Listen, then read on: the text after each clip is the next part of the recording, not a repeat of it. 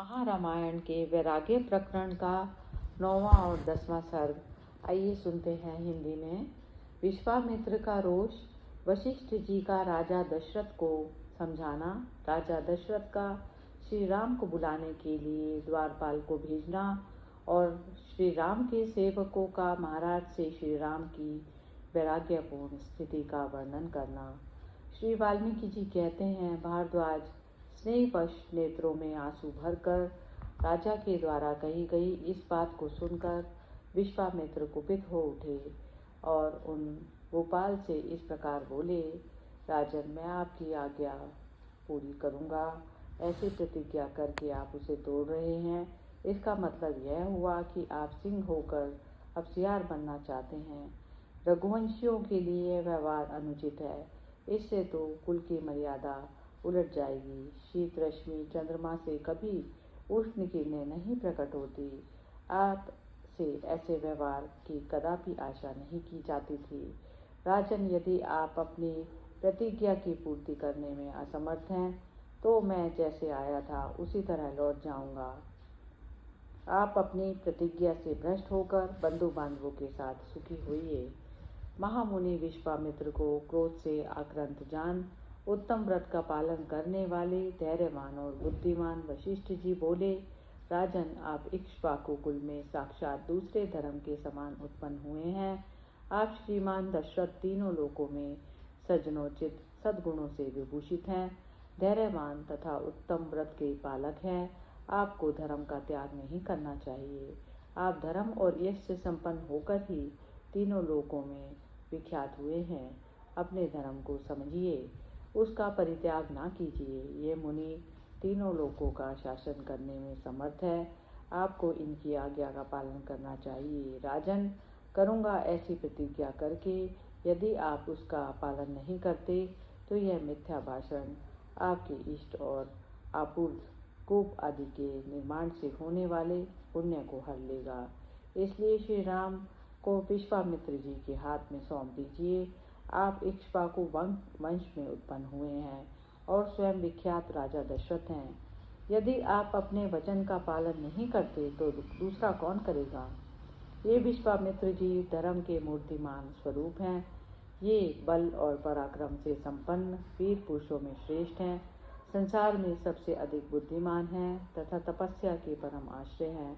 चराचर प्राणियों सहित त्रिलोकी में यह प्रसिद्ध है कि ये विश्वामित्र जी नाना प्रकार के अस्त्रों को जानते हैं। जिन अस्त्रों का इन्हें ज्ञान है उन्हें दूसरा कोई पुरुष न जानता है और न भविष्य में जान सकेगा।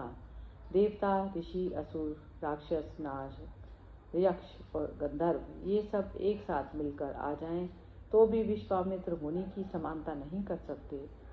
जिन दिनों ये विश्वामित्र जी राज्य करा करते थे उन दिनों इन्हें इनकी तपस्या से संतुष्ट हुए रुद्रदेव ने कृषा द्वारा उत्पन्न किए हुए अस्त्रों का दान किया था। वे अस्त्र दूसरों के लिए अत्यंत दुर्जय हैं। उन अस्त्रों के अभिमानी देवता कृषास्त्र के पुत्र हैं और संहार करने में प्रजापति के पुत्र रुद्रदेव की समानता करते हैं।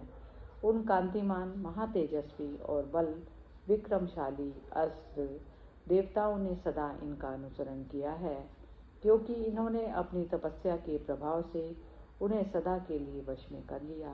ये विश्व विख्यात महातेजस्वी विश्वामित्र ऐसे महान शक्तिशाली हैं, अतः श्री राम को इनके साथ भेजने में आप अपने हृदय को व्याकुल न होने दें। ये महामुनीश्वर महान प्रभाशाली हैं, साधु स्वभाव वाले नरेश। ये जिस पुरुष के समीप खड़े हो जाएं, वह मृत्यु के आ जाने पर भी अमृतत्व को ही प्राप्त होगा। अतः आप मूढ़ मनुष्य की भांति अपने मन में दीनता को स्थान न दीजिए। भारद्वाज, जब वशिष्ठ जी ऐसी बातें कहकर समझाने लगे तब राजा दशरथ का चित्त प्रसन्न हो गया और उन्होंने अपने पुत्र श्री राम को और लक्ष्मण को बुलाने के लिए द्वारपाल को पुकारा। प्रतिहार, तुम सत्य पराक्रमी महाबाहो श्री राम और लक्ष्मण को विश्वामित्र के पुण्य में यज्ञ की निर्विघ्न सिद्धि के लिए शीघ्र यहाँ बुला ले आओ। महाराज के इस प्रकार आज्ञा देने पर वह द्वारपाल अंतःपुर के श्री राम मंदिर में गया और 2 ही घड़ी में वहां से लौटकर उन भोपाल से बोला, देव, अपने बाहुबल से समस्त शत्रुदल का दर्प तलन करने वाले महाराज जैसे भ्रमर रात को कमल में बंद होकर उदास बैठा रहता है, उसी प्रकार श्री रामचंद्र जी भी अपने भवन में अनमने से होकर बैठे हुए हैं। द्वारपाल के ये कहने पर उसके साथ आए हुए श्री राम के समस्त सेवकों को महाराज ने आश्वासन दिया और क्रमशः उनका समाचार पूछा। राम कैसे हैं, उनकी ऐसी अवस्था कैसे हो गई?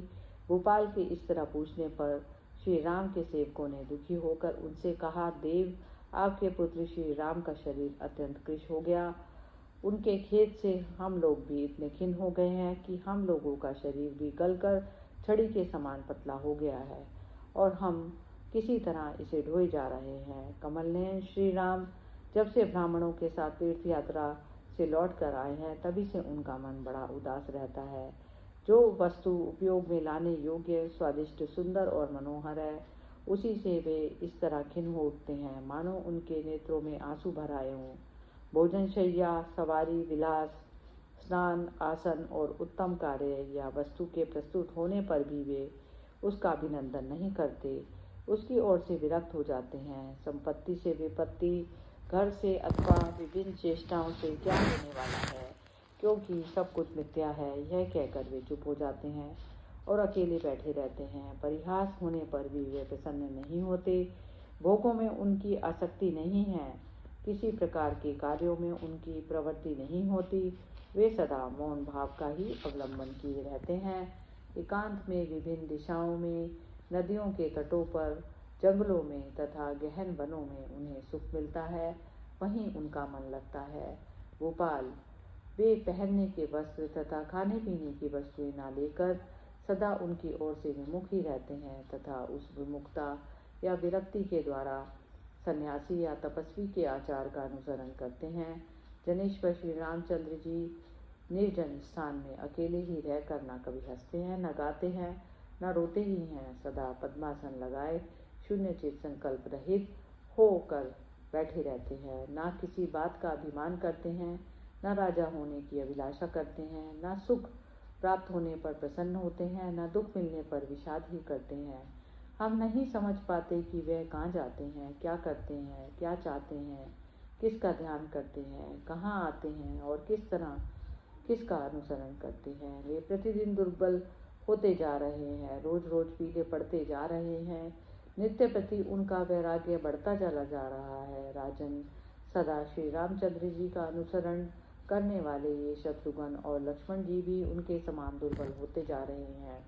श्री राम अपने पास रहने वाले सुहृदजनों और मित्रों को यह उपदेश देते हैं कि ये भोग ऊपर ऊपर से मनोरम दिखाई देते हैं, वास्तव में नश्वर हैं, अतः इनमें तुम लोग अपना मन मत लगाओ। हम लोग ने आया सरहित परम पद की प्राप्ति से दूर हटाने वाली चेष्टाओं द्वारा ही अपनी सारी आयु बिता दी। इस प्रकार मधुर और शुद्ध वाणी से वे बारंबार गुनगुनाते रहते हैं। यदि बैठा हुआ कोई सेवक उनका अभिनंदन करते हुए यह कहे कि आप सम्राट हो, तो वे इस कथन को उन्मत्त प्रलाप से समझकर अनमनस्क हो हंसने लगते हैं तथा सदा मुनि वृत्ति से कहते हैं, ना तो किसी की कही हुई बात को सुनते हैं, ना सामने पड़ी हुई वस्तु की ओर दृष्टिपात ही करते हैं।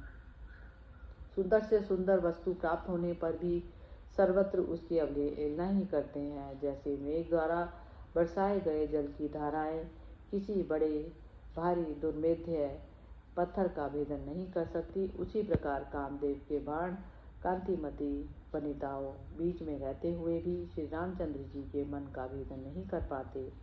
धन आपत्तियों का एकमात्र स्थान है, तू इसकी इच्छा क्यों करता है?